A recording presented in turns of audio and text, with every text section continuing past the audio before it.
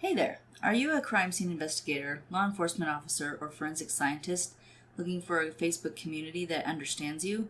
Check out Taction USA's forensic product groups. You'll find blogs, articles, information, and community.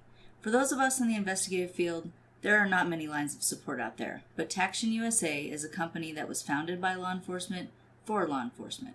Subscribe today to get access to exclusive content. Just look for Taction USA in Facebook groups.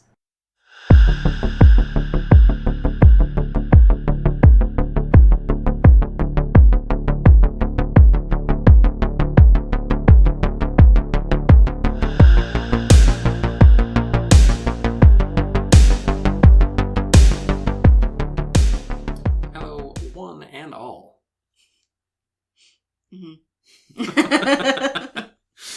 We welcome you back to Crossing the Tape, yet again. Your favorite true crime podcast? I hope so. Yes. Certainly mine. Mine too. As always, I'm Brendan, and I am joined by my darling wife, Hillary. And today we bring you murder. Yeah. You would have expected. As you've come to know us for. Right. This time we hop across the pond once again. And we gave a little preview in our last episode about the vanishing prisoner, John McVicker. Mm-hmm. This time around, we bring you the story of the Jill Dando murder. So please, sign the crime scene log and listen in. So as he mentioned, Jill Dando it came up because when we were researching John McVicker, and after his days of being a disappearing prisoner, he was a legitimate journalist. And one of the stories he covered was the Jill Dando murder. And it was a very, very high-profile murder case. Yes. And we'll get into the details, but what brought us to her murder, I guess, would be looking at John Vicker and his life. Yeah. And he had just really covered this case in particular, and he had his own speculations about what happened.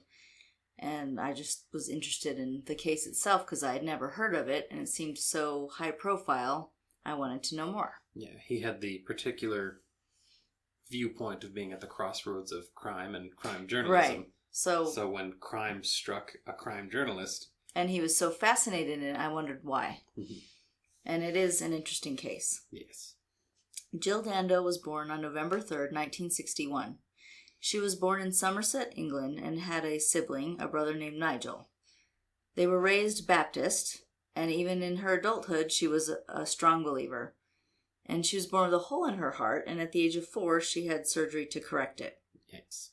And a little bit of, we always give a little bit of a background, but a little bit more on her, just because you'll see why later, she started out with the hole in her heart. Mm-hmm.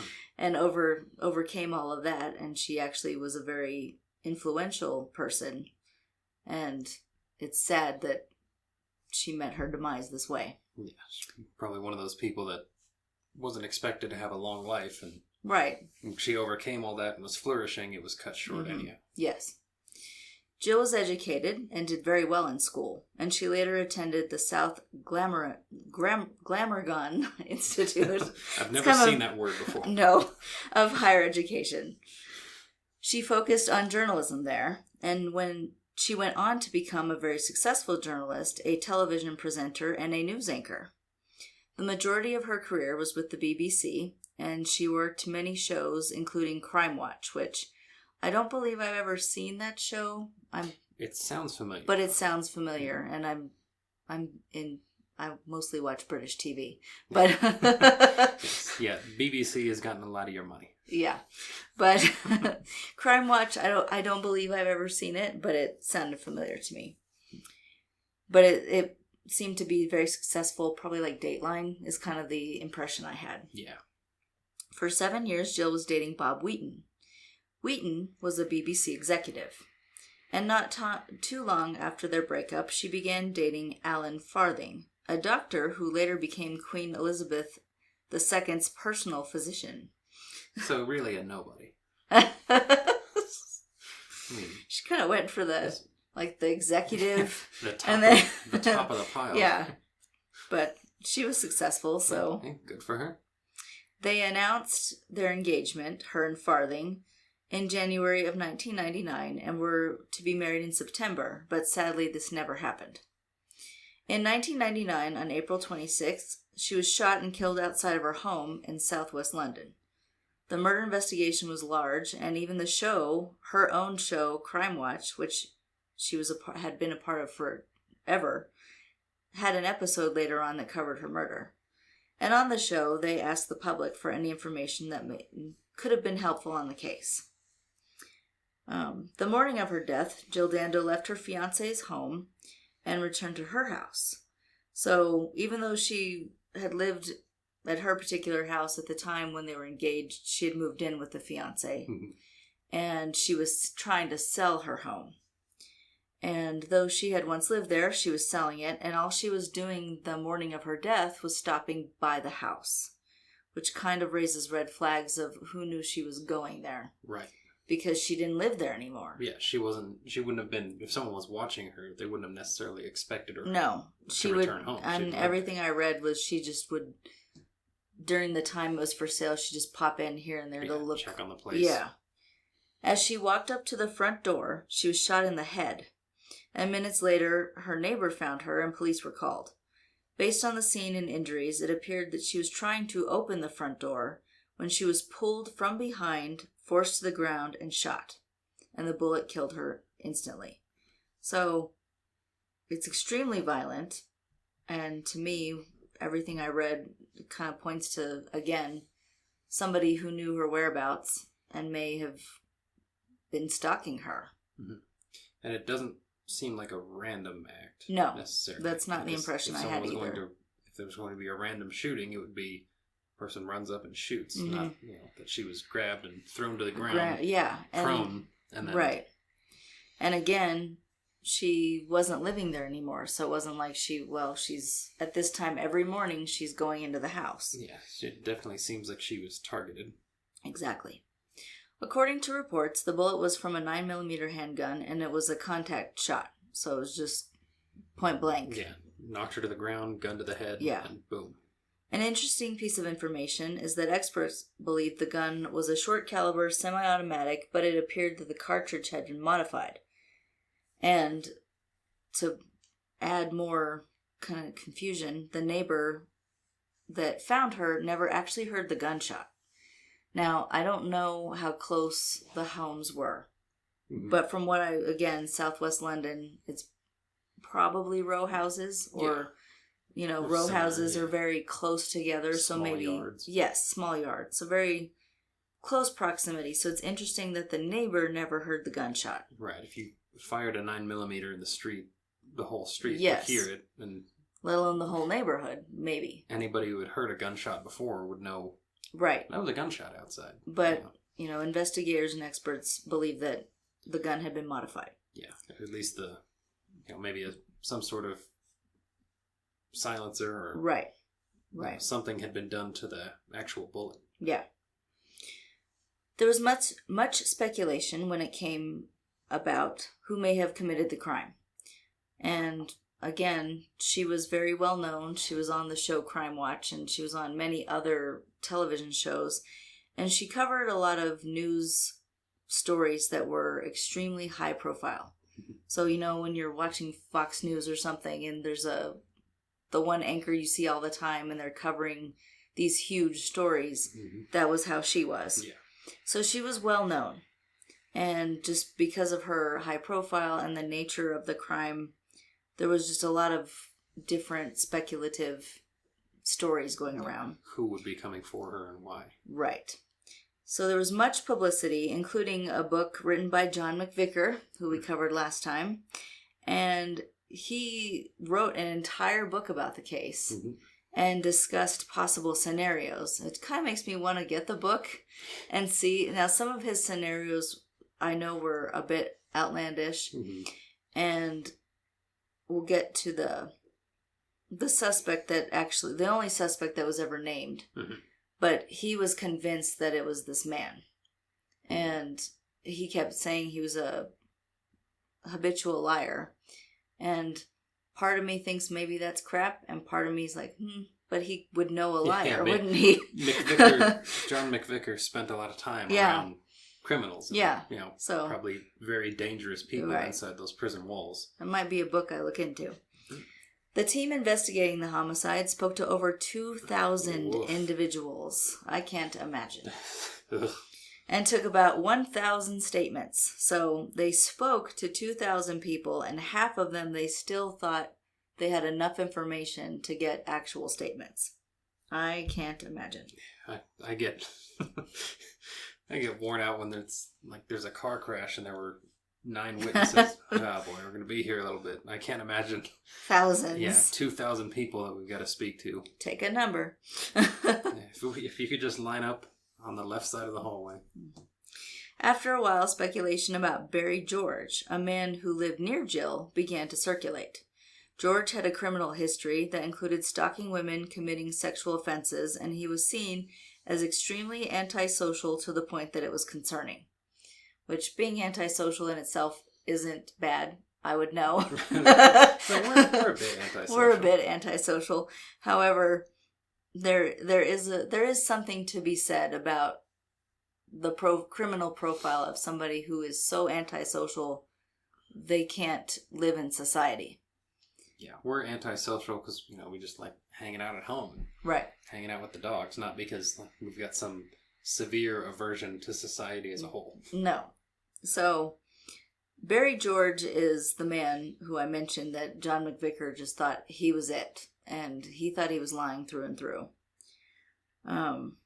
Investigators watched him, George, for a while, and eventually arrested him and charged him with the murder into the year 2000.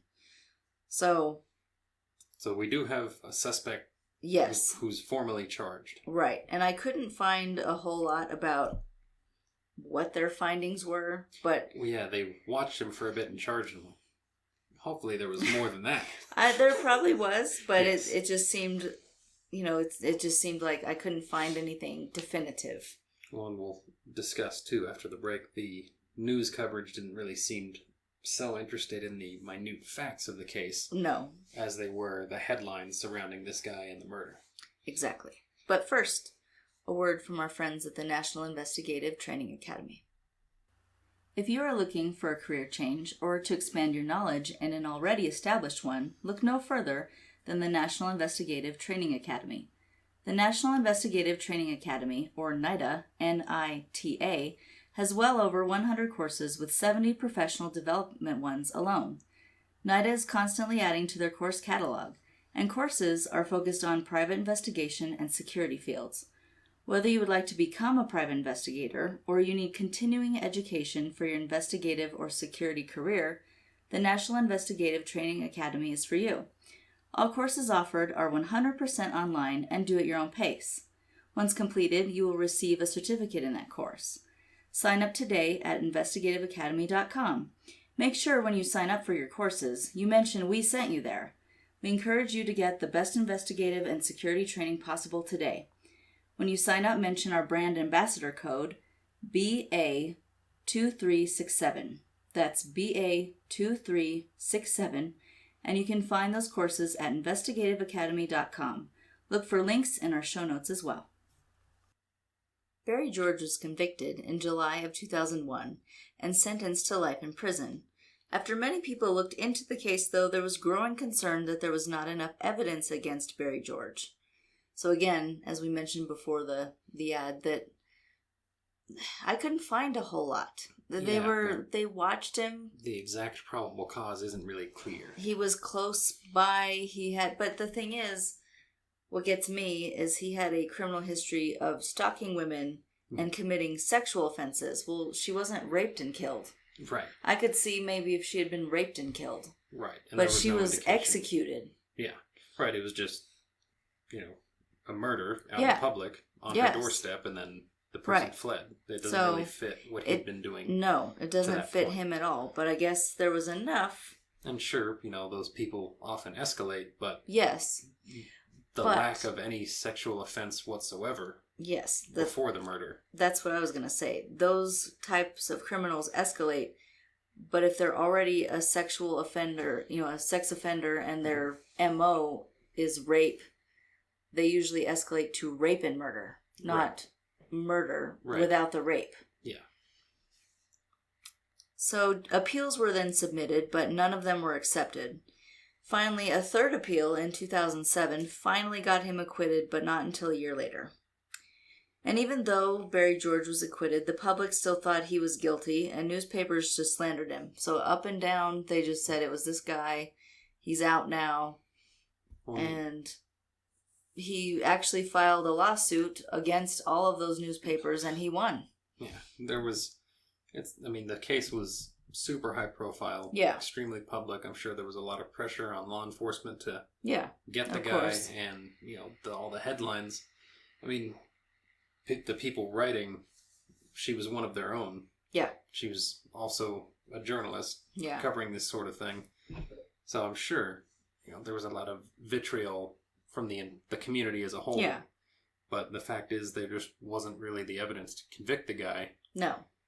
So it's one of those scenarios where a person who maybe isn't a great guy turns out they're right in the end. Right. I'm not saying he's an angel, but but now maybe didn't do this. Yeah, he's got a big lawsuit and a huge settlement, I'm sure. Yeah.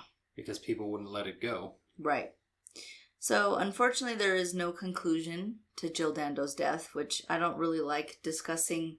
Unsolved, inconclusive homicides. But I was interested enough in this one just because it tied into our last episode about John McVicker. Mm-hmm.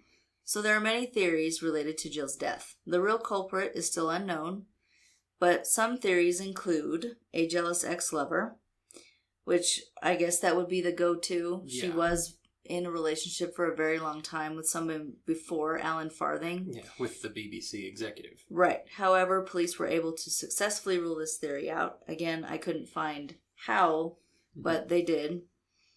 A hired assassin was another speculative conspiracy, I guess, but perhaps revenge for her work on the show Crime Watch.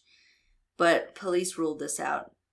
I did find, though, a bunch of different pieces of information, and I didn't want to go into them in detail because, again, they're all theories. Yeah, it's all maybes. But all the maybes, most of them did point to something related to her career. Mm-hmm. And I could certainly believe, someone who was covered on Crime Watch. I mean, there might have been a similar Barry George situation. Yeah. Where someone turned out to be acquitted after she had slandered them on Crime Watch. And they hired someone or took it upon themselves. And then while there were a bunch of different theories that involved events that Jill had covered throughout her career. And I don't know, to me it does kind of feel like a hit, you know? It definitely seems that way because, there's no indication that she was robbed. It's not like they took her purse and ran off. There was no sexual assault. We would have known that. Yeah. The only thing that person was there to do was shoot her dead and leave. Yeah. The bottom line, Jill Dando rarely went to the home she was selling anymore. So again, as I mentioned before, it was odd that somebody knew she was there. Yeah. And few people knew she would have been there that particular day. And what I read also was that she was going to that home because her realtor had faxed papers over for her to sign, and they were faxed to that home. Right. So she went to that home to get papers that morning. So very few people would have known she was there unless somebody was really following her. Yeah. Just, tailing her all the time. Mm-hmm. Investigators looked at surveillance footage to see if she was followed, but she was not. So that kind of makes it inconclusive. Mm-hmm. On that end. There's no footage of anyone tailing her. Nothing obvious, at least. I was going to say obvious. There still could have been somebody watching her. Mm-hmm. Her real estate agent had been looked into also, and one of her former boyfriends, but police thought the hired hit was the strongest theory due to the nature of the murder, which I agree with. Yeah. Especially given that the gun was modified. Though the gun didn't seem like an assassin's gun, is what they were kind of calling it at first, the muffled feature made investigators lean toward that theory. Mm-hmm. So the hired hit was even stronger because the actual like the actual bullets were modified, and something had been done to reduce the noise. Yes. Which, that's not something that somebody who just target shoots on Saturdays is really going to bother with. Or a sex offender. Right. 3 weeks before her death, she had been covering national stories such as stories on the NATO bombing campaign, and for this reason, there is speculation that she could have been killed because of how vocal she was about certain politics. And I haven't watched any of her news clips. I'm sure there are some, but it seems like maybe she was a little vocal instead of being maybe... The impression I had is she maybe... had a little bias? Yes, like she kind of leaned one way or the other. I don't know that for sure, but everything I read kind of leaned toward... Perhaps her murder was because she leaned towards certain politics. Yeah, and somebody on the opposing side didn't like that this person was a major voice to the public. Right. Espousing their beliefs against them. Right. Later on, in 2019, the British National Criminal Intelligence Service made a report stating that Jill's murder was a form of retaliation for the RTS bombing in Aachen and had ordered her to be killed. So they thought it was a hit. A political assassination. Right. Nice. Apparently the bullet that was used to kill Jill was similar or the same to those used in other assassinations in Germany. So, I mean, linking a very rare, unique bullet, modified bullet, could be the answer. Yeah, that someone was taking care of certain people. Right. And she happened to be on their list. But even with those unique markings, this theory was still dismissed. And I think that was simply because they didn't have enough proof. Yeah, I think that was a strong theory, but I don't think there was enough evidence. Yeah, they can't close the door on the case with that theory. Right. Though there is still no conclusion, the case was intriguing and caught the attention of people across the world because of her journalism and her fame just on television and news anchor, being a news anchor. And she even intrigued the escape artist McVicker. Mm-hmm. He wrote an entire book. Yes, and if you want to hear more about him, you must have missed an episode. You'll have to go back and listen to it. Yes. So unfortunately, I don't have a conclusion for you, but it still is an interesting one. Well, and it's even more interesting, too, that all these theories, all the most common or most likely scenarios, they've all been formally ruled out. I think that's just because they didn't have enough evidence. Yeah. I mean, it's sad that they've made it an official ruling of no, but if you don't have the evidence, you don't have the evidence. Right. Yeah, I think it's less that they're ruled out and more that they're just not ruled in. Yes, that's exactly what I thought. We will hopefully someday learn the truth, but... I know, if there ever is a conclusion, we will cover it. Yes, we will bring you the exciting conclusion, fingers crossed. Yes. But for now, we thank you for joining us, and we will be back again soon with a mini episode for you to enjoy. In the meantime, thank you for joining us. Sign the crime scene log on your way out. Please stay safe. And so...